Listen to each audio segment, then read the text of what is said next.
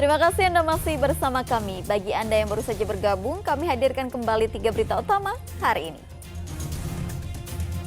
Mobil pickup ringsek tertimpa tiang listrik yang roboh di Pangandaran.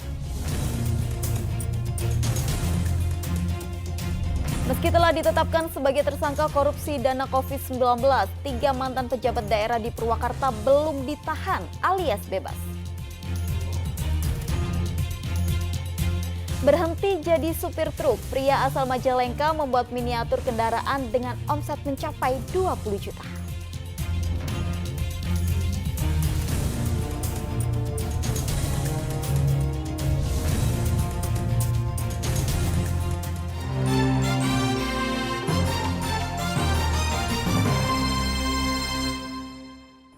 Sebuah mobil pickup di Pangandaran ringsek tertimpa tiang listrik yang roboh. Tiang listrik dan telepon tumbang akibat kabel tertimpa pohon kelapa yang ditebang warga.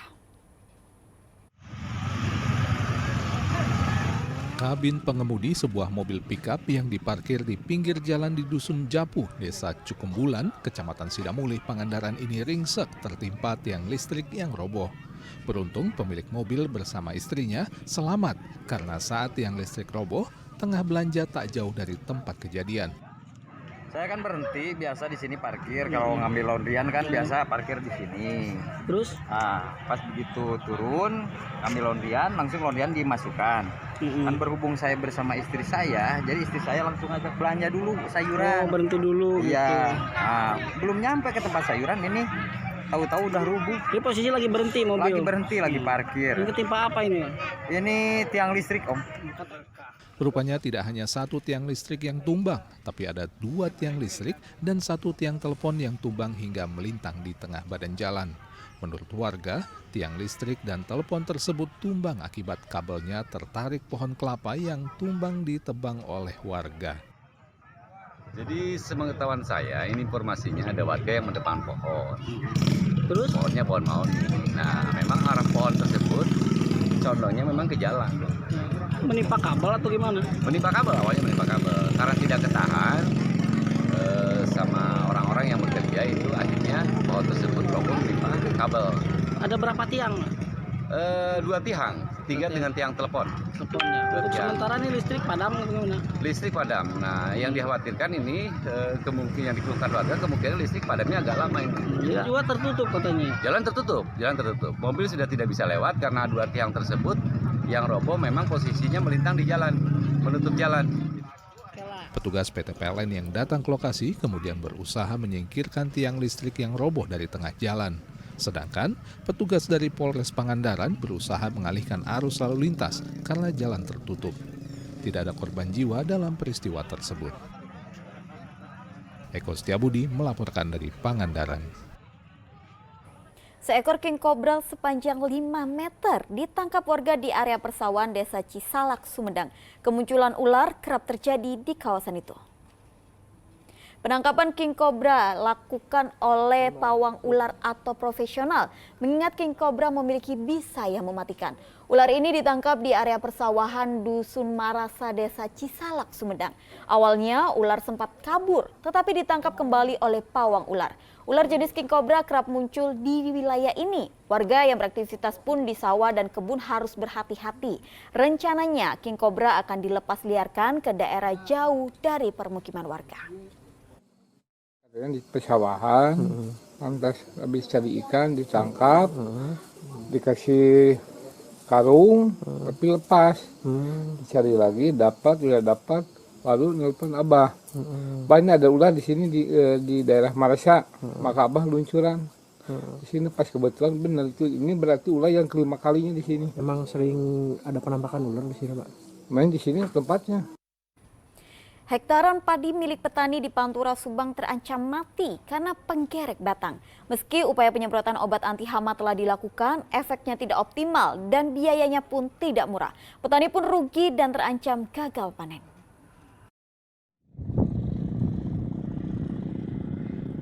Petani di Kecamatan Ciasem, Subang kewalahan menghadapi ganasnya hama penggerek batang atau sundep. Padi usia tanam 30 hingga 40 hari habis dimakan hama ini. Apalagi di desa persawahan Blok Margajaya, Desa Ciasem Hilir. pertumbuhan padi terganggu, bahkan bagian batang dan daun kering dan mati. Wah, serangan kedua kena sundep, jadi upayakan ya gimana solusi pemerintah lah. Sedangkan kan 1 hektar ini kan nambah biaya. Nah, jadi sebagai saya petani, jadi ini kan biaya kan bertambah lah hitungannya. Ini kan udah diupayakan, jadi hitungannya itu ya gimana supaya benernya aja ini padi. Jadi saya langsung upayakan disemprot supaya jadi biaya itu bertambah lagi. Ya kalau terus-terusan gini ya petani ya gagal panen. Karena apa? Karena ini kan serangan sundepan nggak bisa ditanggulangi. Ya kalau per hektar itu biaya kurang lebih bangsa 6-7 juta lah biayanya itu. Penyemprotan obat anti hama telah dilakukan untuk membasmi hama penggerek batang. Sayangnya, usaha ini tak optimal dan memerlukan biaya yang tak sedikit. Ganasnya serangan hama sundep ini mengancam panen petani hingga jutaan rupiah. Mereka berharap pemerintah daerah bisa membantu mengatasi serangan hama ini. Zainal Arifin melaporkan dari Subang.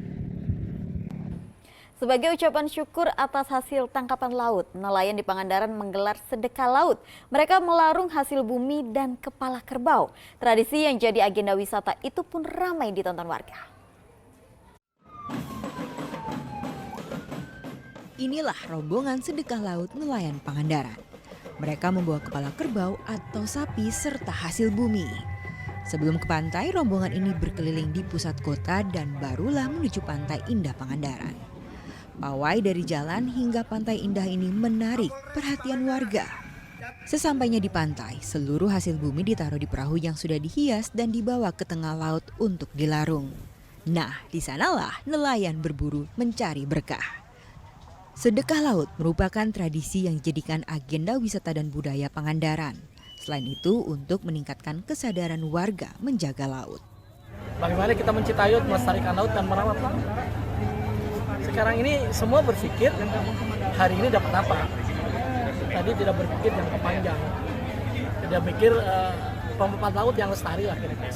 Nah, tentu kita ingin ya semua digugah, nelayan ayo. Kalau enggak kita yang merawat mau siapa lagi? Hal-hal yang dilarang yang mengakibatkan ekosistem rusak, tumbuh karang rusak, ekosistem laut juga punah. Itu tentunya untuk tidak dilakukan. Ini adalah kali pertama sedekah laut digelar setelah 2 tahun vakum karena pandemi COVID-19. Eko Setiabudi melaporkan dari Pangandaran. Beralih profesi dari supir truk, warga desa Bonang Majalengka mampu membuat miniatur kendaraan dari bahan limbah kayu tripleks. Tak disangka hasil karyanya bisa meraup omset hingga 20 juta rupiah per bulan.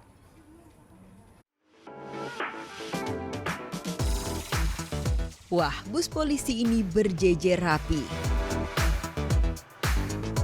Eits, tunggu dulu, ini bukan bus beneran, tetapi bus mainan.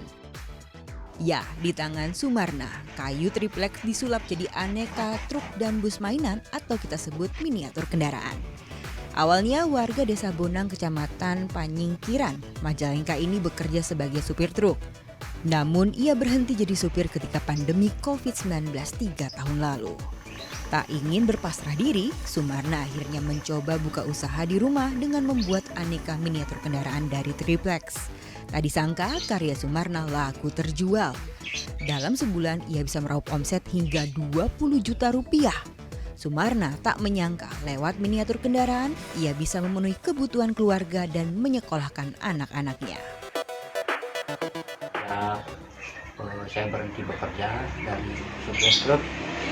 Kebetulan kemarin kan ada COVID, jadi mungkin imbas dari COVID, jadi saya beralih ke sini.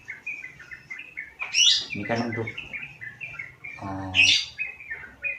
cari nafkah juga untuk biaya anak sekolah, kuliah apa. Jadi saya beralih ke sini. Ya alhamdulillah sekarang omset udah mulai meningkat. Dalam sehari, Sumarna mampu membuat 1 hingga 2 miniatur kendaraan. Tak jarang ia juga memenuhi pesanan khusus, mulai dari bus antar kota antar provinsi hingga kendaraan polisi. Seperti Gin-Gin yang sengaja memesan miniatur bus untuk dijadikan kotak amal di masjid.